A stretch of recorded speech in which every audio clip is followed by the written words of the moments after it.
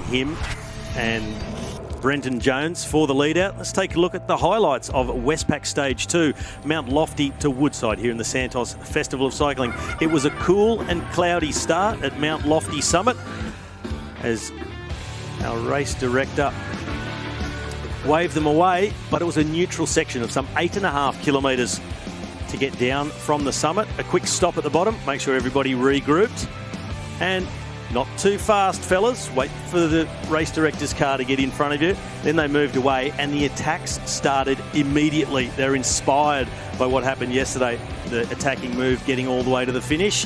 But at the first KOM, it was Ben Hill taking maximum points and staying atop the leaderboard for the King of the Mountains competition. You always expect it from Ben Hill. He's so aggressive within the National Road Series or whenever he's raced in Asia or Europe, and any race that Ben's in, you know he's going to go on the attack.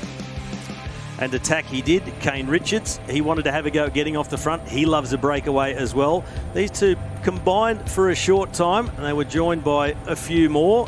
And Ben Hill thought, this is what I love. I love being off the front in a break. I'm going to hurt myself and in the process everyone else if I can. Callum Scottson had also made his way into that move, but the peloton was in pretty close attendance. Not enough teams represented up the front. And with Kane Richards in that move, he's too close on GC for Bridge Lane to let him go, so they shut that one down.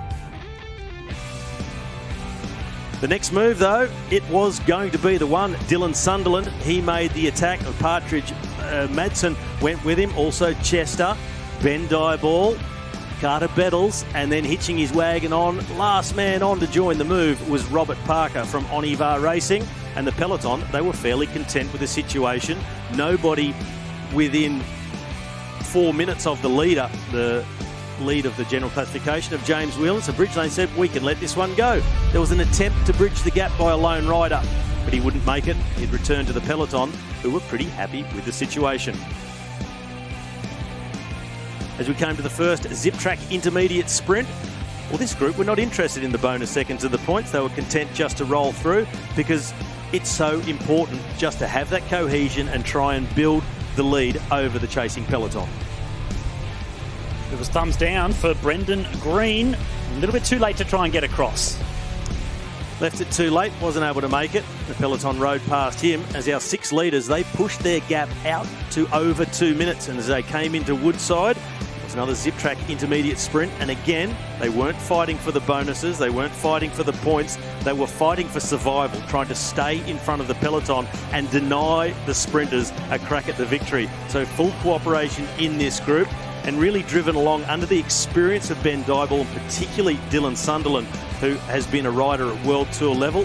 And they came onto the climb of Quarry Road. Well, Sunderland may have made a big mistake here in terms of that jersey. He let Ben Hill's teammate take maximum points. And in the end, I think that's going to stop him taking the lead in that competition. As they came onto the climb the next time, the pace went up. Carter Bettles said, I'm going to offload a few riders who can't contribute anymore.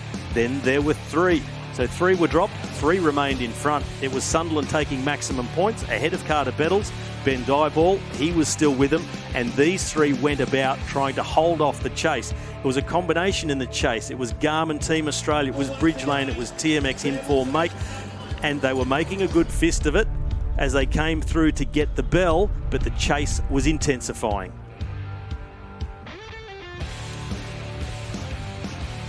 At 10 kilometres to go, the gap was well under 1 minute and they started to feel the hot breath of that chasing group and they could see them in the distance.